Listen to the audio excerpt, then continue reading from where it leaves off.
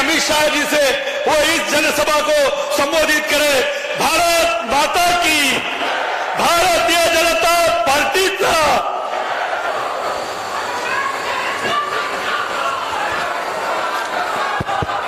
मेरे साथ बोलिए, भारत माता की। क्यों भाई, नांदेड़ वालों की आवाज को क्या हो गया है? देवेंद्र जी ने लक्ष्य रखा है 45 सीटों का। ऐसी आवाज से नहीं आती है भाई। मेरे साथ दोनों हाथ उठाइए, उठाइए दोनों हाथ। 45 सीटों के विजय के संकल्प की मुट्ठी बींचिए और प्रचंड आवाज से बोलिए, भारत माता की, भारत माता की, भारत माता की। ये मीडिया वाले जरा सेट कर नीचे बैठ जाओ। बहुत टाइम के बाद मैं नांदेड़ आया हूं भाई, जरा सेट कर बैठ जाओ भैया प्लीज। अरे बैठ भी जाओ यार।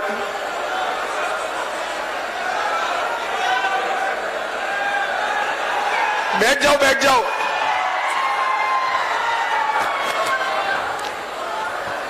मंच पर उपस्थित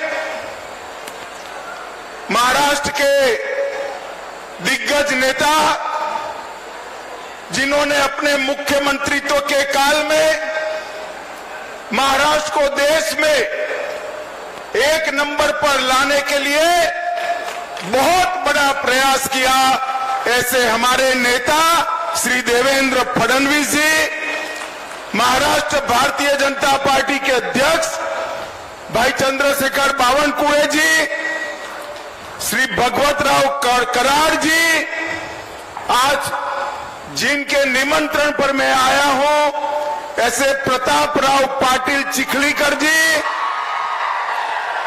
श्री सुधाकर राव श्रृंगारे जी, अतुल सावे जी, गिरीश महाजन जी, हमारे पूर्व मुख्यमंत्री उत्तराखंड तीरथ सिंह रावत जी, विधान परिषद के सदस्य प्रवीण देरेकर जी, उपस्थित सभी आमदार खासदार महोदय, और आज नांदेड़ की इस विशाल जनसभा में मोदी जी के समर्थन के लिए आए हुए प्यारे भाइयों, बहनों, माताओं और मेरे जिगर के टुकड़े जैसे युवा मित्रों, सबसे पहले मेरे साथ शिवाजी महाराज के नाम का जयकारा लगाएंगे। बोलिए मेरे साथ, जय जय जय जय जय भवानी, जय जय जय जय जय शिवाजी। मित्रों, आज जब मैं नांदेड़ की इस पवित्र भूमि पर आया हूं, महाराज छत्रपति महाराज शिव छत्रपति का राज्याभिषेक का 350वां वर्ष है। मैं शिव छत्रपति को मनपूर्वक प्रणाम कर मेरी बात की शुरुआत करना चाहता हूं। ये नांदेड़ की भूमि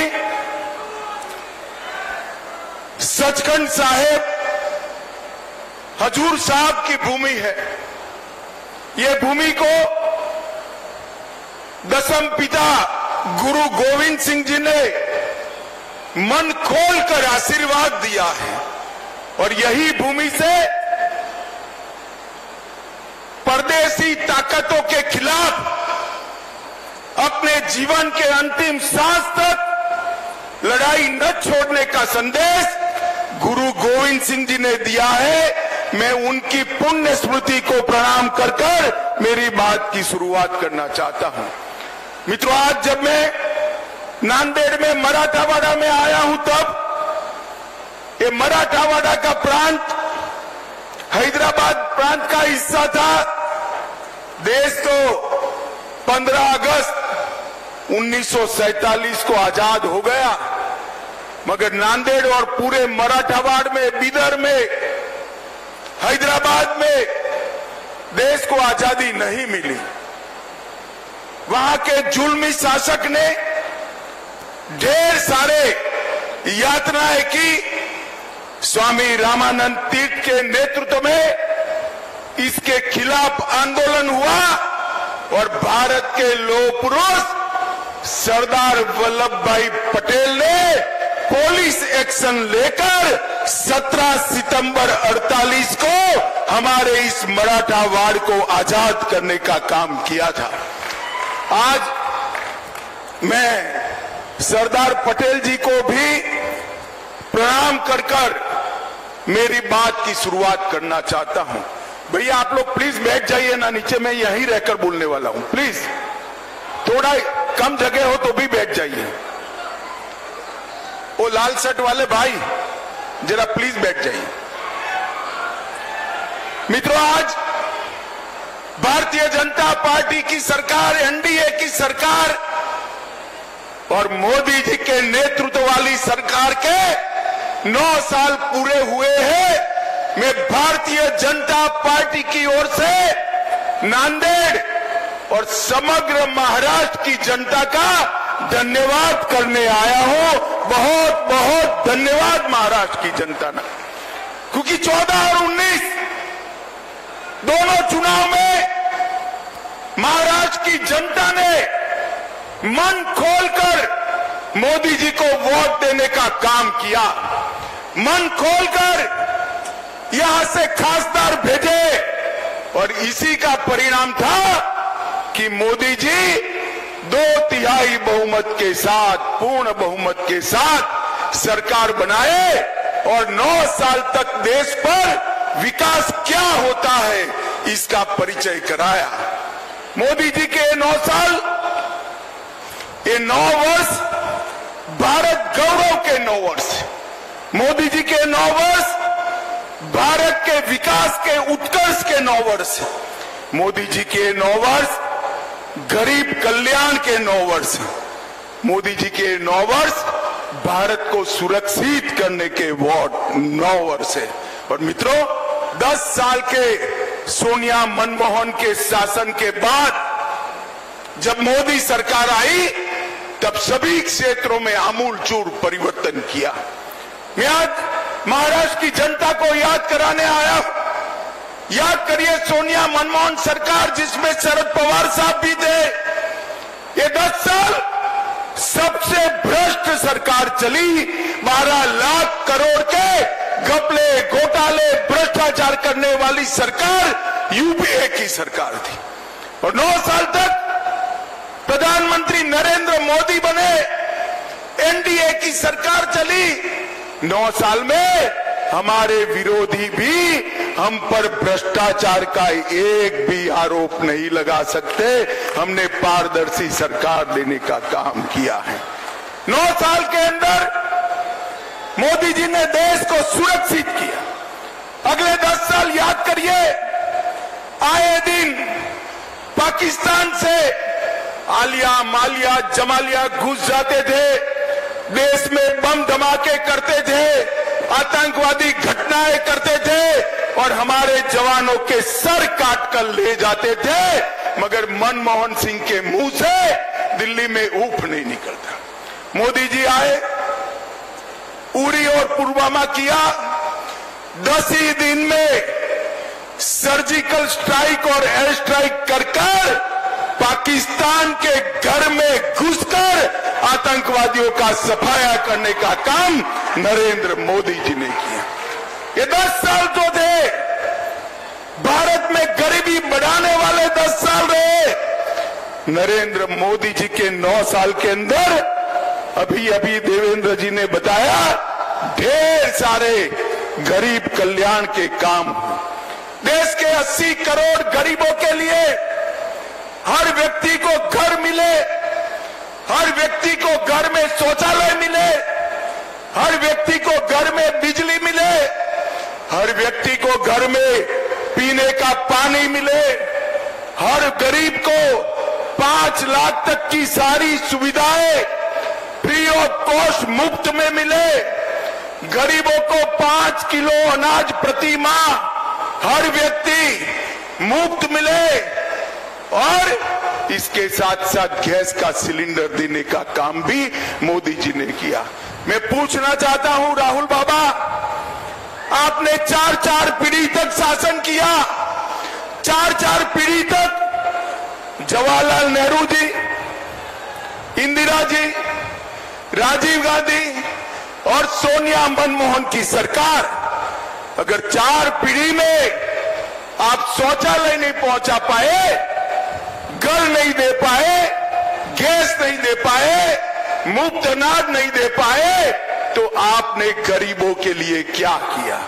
सच अर्थ में आजादी के बाद गरीबों के कल्याण का काम केवल और केवल देश के नेता और हमारे प्रिय प्रधानमंत्री नरेंद्र मोदी जी ने किया, नरेंद्र मोदी जी ने किया।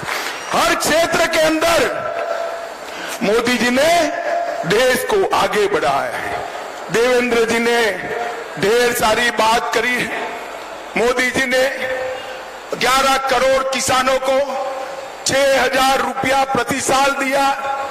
देवेंद्र जी ने और एकनाथ शिंदे ने उसमें 6,000 रुपया और जोड़ा और देवेंद्र जी ने यहां पर जलयुक्त शिवार योजना को भी चालू करने का काम किया। भाइयों बहनों, आज मैं आपको पूछने आया हूं, इतने सालों तक कांग्रेस की सरकार थी। हमारे संविधान निर्माताओं ने एक धारा 370 में एक प्रोविजन जोड़ा था कि ये टेम्पररी है, मगर इसको हटाने की किसी की हिम्मत नहीं थी। मुझे नांदेड़ वाले बताए, धारा 370 हटनी चाहिए या नहीं हटनी चाहिए? जोर से बोले, हटनी चाहिए या नहीं हटनी चाहिए? एक कांग्रेस, एनसीपी, सपा, बसपा, ममता, कोई हटाना नहीं चाहता था, वोट बैंक की लालच करते थे। नरेंद्र मोदी दूसरी बार प्रधानमंत्री बने। मोदी जी ने 5 अगस्त को कलम के एक झटके से धारा 370 को समाप्त कर कश्मीर को हमें काश के सहाल लिए भारत का हिस्सा बना दिया। और ये राहुल बाबा, शरद पवार, सभी लोग विरोध कर रहे थे, कहते थे आसाम में, कश्मीर में खून की नदियां बह गई। राहुल बाबा, खून की नदी छोड़ो, किसी की कंकर चलाने की भी हिम्मत नहीं हुई है, कंकर चलाने की। ये नरेंद्र मोदी सरकार है। माताओं, भाइयों, बहनों, मुझे बताओ, अयोध्या में प्रभु श्री राम का मंदिर बनना चाहिए या नहीं बनना चाहिए? अरे जोर से बोलो, बनना चाहिए या नहीं बनना चाहिए? काशी विश्वनाथ कॉरिडोर बनना चाहिए या नहीं बनना चाहिए? सोमनाथ का मंदिर फिर से सोने का बनना चाहिए या नहीं बनना चाहिए? कांग्रेस के शासन में कुछ नहीं होता था। नरेंद्र मोदी जी ने बाबर ने तोड़ा हुआ वो राम मंदिर फिर से पुनः प्रस्तापित किया। ये राहुल बाबा, मैं भाजपा का अध्यक्ष था, मुझे ताने लगाते थे कि भाजपा वाले कहते हैं मंदिर बनाएंगे मगर तिथि नहीं बताते हैं। मैं आज नांदेड़ वालों को बताना चाहता हूं, नांदेड़ वालों, 2024 में वही अयोध्या की वही भूमि पर भव्य गगनचुंबी राम मंदिर बनकर तैयार हो गया। नरेंद्र मोदी जी ने देश की संस्कृति और देश के इतिहास का सम्मान करने का काम किया है। नरेंद्र मोदी जी ने दुनिया में देश को गौरव दिलाने का काम किया है। आज देश भर में मोदी जी जहां जाते हैं वहां मोदी मोदी मोदी मोदी मोदी मोदी के नारे लगते हैं। और मित्रों, मैं आपको बताता हूं, ये मोदी मोदी के नारे युवाओं नरेंद्र मोदी जी का सम्मान नहीं है, ये मोदी मोदी के नारे मेरी नांदेड़ और महाराष्ट्र की जनता का सम्मान है, क्योंकि देश के प्रधानमंत्री। एक और मोदी जी को दुनिया में सम्मान मिल रहा है और दूसरी ओर कांग्रेस के शाहजादे राहुल बाबा विदेश जाकर देश का अपमान करने का काम करते हैं। अरे राहुल बाबा विदेश में जाकर देश की राजनीति की बात, विरोध की बात नहीं करते। ये सालों से परिपाटी है, आपको मालूम न हो तो तनिक सीनियर कांग्रेसियों को पूछ लीजिए। और राहुल बाबा यहां नहीं बोलते, विदेश जाकर बोलते हैं, क्योंकि देश में उनको सुनने वाले बहुत कम बच गए हैं, इसलिए वो विदेश जाकर बोलते हैं। माताओं, भाइयों, बहनों, हर क्षेत्र के अंदर भारतीय जनता पार्टी ने विकास किया है। और यहां पर मैं खास महाराष्ट्र में आज आया हूं। अभी अभी देवेंद्र जी और एकनाथ शिंदे की सरकार बनी, भाजपा शिवसेना की सरकार बनी, धनुष बाण भी शिवसेना को वापिस मिल गया और तय हो गया कि कौन सी शिवसेना असली है। आज मैं महाराष्ट्र की जनता को बताना आया हूं, मैं पार्टी का अध्यक्ष था, मैं और देवेंद्र जी नेगोशिएशन करने गए थे। उद्धव ठाकरे ने स्वीकार किया था कि बहुमत एनडीए को मिलता है तो देवेंद्र फडणवीस भाजपा के मुख्यमंत्री होंगे, महाराष्ट्र के मुख्यमंत्री। और जब परिणाम आ गया, एनडीए जीत गई, तो उन्होंने वादा तोड़ा और सत्ता के लिए कांग्रेस एनसीपी की गोदी में बैठ गए। मैं आज यहां से उद्धव ठाकरे को पूछना चाहता हूं, उद्धव जी, हिम्मत है तो अपनी नीति स्पष्ट करो। ट्रिपल तलाक हटाया, उससे आप सहमत हो या नहीं हो? मैं नांदेड़ वालों को पूछना चाहता हूं, ट्रिपल तलाक हटाया, इससे आप सहमत है या नहीं है? उद्धव जी, आप नीति स्पष्ट करो। राम मंदिर बन रहा है, उससे आप सहमत हो या नहीं हो? मैं पूछना चाहता हूं नांदेड़ वालों को, राम जन्मभूमि मंदिर बनना चाहिए या नहीं बनना चाहिए? मैं उद्धव जी को पूछना चाहता हूं, भाजपा की कई सरकारें कॉमन सिविल कोड लाने की बात कर रही है। आप अपनी नीति स्पष्ट करो कि आप कॉमन सिविल कोड चाहते हो या नहीं चाहते हो। मैं नांदेड़ वाले को पूछना चाहता हूं, कॉमन सिविल कोड लाना चाहिए या नहीं लाना चाहिए? जोर से बोले, लाना चाहिए या नहीं लाना चाहिए? मैं उद्धव जी को पूछना चाहता हूं कि भारतीय जनता पार्टी, मुस्लिम आरक्षण नहीं होना चाहिए, ये हमारी मान्यता है। मुस्लिम आरक्षण संविधान सहमत नहीं है, धर्म के आधार पर आरक्षण नहीं हो सकता है। उद्धव ठाकरे महाराष्ट्र की जनता को बताए कि मुस्लिम आरक्षण होना चाहिए या नहीं होना चाहिए। मैं नांदेड़ वालों को पूछना चाहता हूं, मुस्लिम आरक्षण जाना चाहिए या नहीं जाना चाहिए? जोर से बोलो, जाना चाहिए या नहीं जाना चाहिए?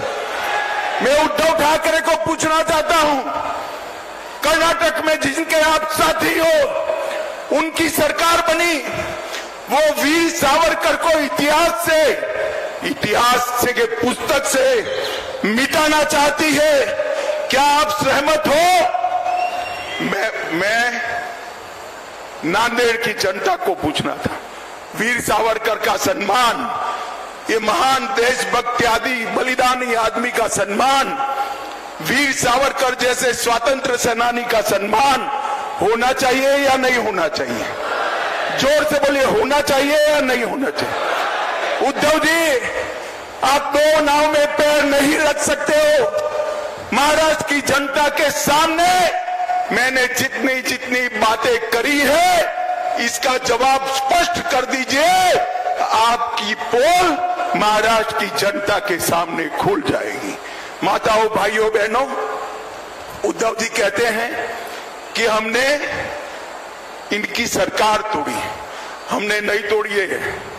उद्धव जी, शिव सैनिक आपकी शिवसेना की नीति विरोधी बातों से तंग आकर शरद पवार जी की पार्टी से रहने के लिए तैयार नहीं था, उन लोगों ने आपकी पार्टी छोड़ी और आपकी सरकार टूटी। दगा करने का काम, धोखा देने का काम उद्धव ठाकरे ने किया था। मोदी जी के नेतृत्व में, देवेंद्र फडणवीस के नेतृत्व में चुनाव लड़े और मुख्यमंत्री बनने के लिए वो कांग्रेस की गोदी में जाकर बैठ गए थे। माताओं, भाइयों, बहनों, ये 24 का जो चुनाव आना है, ये चुनाव जो आएगा, इसमें आपने फैसला करना है किस देश का प्रधानमंत्री कौन बने, मोदी जी बने या राहुल गांधी बने। जोर से बोले कौन बने, और जोर से बोलो कौन बने, और जोर से बोलो कौन बने। उद्धव जी, आवाज सुनाई पड़ती है तो सुन लीजिए। आप वहां रहकर औरंगाबाद का नाम बदलने का समर्थन नहीं कर सकते, उस्मानाबाद का नाम बदलने का समर्थन नहीं कर सकते, और अहमदनगर का नाम बदलने का भी समर्थन नहीं कर सकते हो। आपने महाराष्ट्र की जनता के सामने आपका स्टैंड स्पष्ट कर देना चाहिए। माताओं, भाइयों, बहनों, मोदी जी ने शिक्षा के क्षेत्र में 7 नए ITI खोले, 7 नए IIM खोले, 15 नए एम्स खोले और 390 यूनिवर्सिटी और 700 मेडिकल कॉलेज खोलने का काम भारतीय जनता पार्टी की नरेंद्र मोदी सरकार ने। एक और 65 साल का काम और एक और मोदी जी के 9 साल का काम। पिछले 9 वर्षों में नेशनल हाईवे में 54,000 किलोमीटर जोड़ने का काम मोदी जी ने किया था। मनमोहन सिंह जी 5 शहरों में मेट्रो छोड़कर गए थे, आज 20 शहरों में हो गई। 17 नई वंदे भारत ट्रेन शुरू हो चुकी है। यहां नांदेड़ साहब है, प्रताप राव ने कहा है वंदे भारत शुरू करना, मैं जाकर जरूर रेल मंत्री से बात करूंगा। 74 नए हवाई अड्डे खोलने का काम मोदी जी ने किया है। 11 करोड़ किसानों को किसान सम्मान निधि, जल जीवन मिशन 1.5 करोड़ घरों में पहुंच चुका है। लगभग 60 करोड़ लोगों को आयुष्मान भारत योजना, लगभग 11 करोड़ शौचालय, 60 करोड़ लोगों को मुफ्त अन्न और देश में 13 करोड़ लोगों को नए गैस के सिलेंडर देने का काम भारतीय जनता पार्टी की सरकार ने किया है। माताओं, भाइयों, बहनों, स्टार्टअप की बात हो, अंतरिक्ष के लिए नई नीति बनाने की बात हो, व्यापार बढ़ाना हो, दुनिया में से उद्योग यहां लाना हो, नौकरियों के मौके बढ़ाने हो, हर क्षेत्र में मोदी जी ने जो कांग्रेस 4 पीढ़ी में नहीं कर पाई वो नरेंद्र मोदी जी ने किया है। और सबसे बड़ा काम किया है मोदी जी ने, हमारे भारत को दुनिया में सम्मान दिलाने का काम किया है। सम्मान, दुनिया भर के राष्ट्राध्यक्ष कोई मोदी को बॉस कहता है, कोई पैर छूता है, कोई ऑटोग्राफ मांगता है, कोई उनका समय मांगता है। ये सम्मान भारत को मोदी जी ने दिलाया है। भारत का परचम समग्र दुनिया में लहराने का काम नरेंद्र मोदी जी ने किया है। और अंत में मैं एक बात कहना चाहता हूं, भाइयों बहनों, बताओ, ये हजारों की संख्या में बैठे हुए लोग, 50,000 से ज्यादा जनमेदनी है, मुझे बताओ सबका कोविड का टीका, कोविड का वैक्सीन का दोनों डोज हो गया है या नहीं हो गया है? हाथ ऊपर करिए, हो गया है या नहीं हो गया है? एक पैसा देना पड़ा है क्या? एक पैसा देना पड़ा है? मोदी जी ने कॉफी पिलाकर सबको वैक्सीन दे दिया। और दूसरी ओर उद्धव जी ऑफिस भी नहीं जाते थे और राहुल बाबा कहते थे तो मोदी वैक्सीन है, मत लो। जब देखा कि सब लेने लगे तो रात के अंधेरे में जाकर खुद उन्होंने टीका लगा दिया मोदी जी ने 230 करोड़ वैक्सीन के डोज देकर भारत की जनता को कोविड से सुरक्षित करने का काम देश के प्रधानमंत्री नरेंद्र मोदी जी ने किया है। भाइयों बहनों, मुझे बताओ, 24 के चुनाव को 1 साल बचा है, आप क्या चाहते हैं? मोदी जी की सरकार फिर से चाहते हैं क्या? अरे जोर से बोलो, चाहते हैं क्या?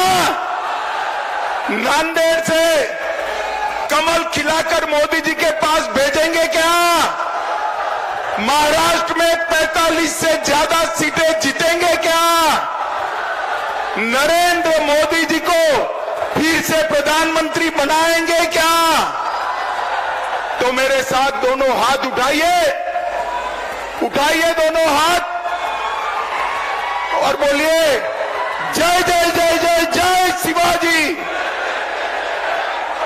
जय जय जय जय जय भवानी।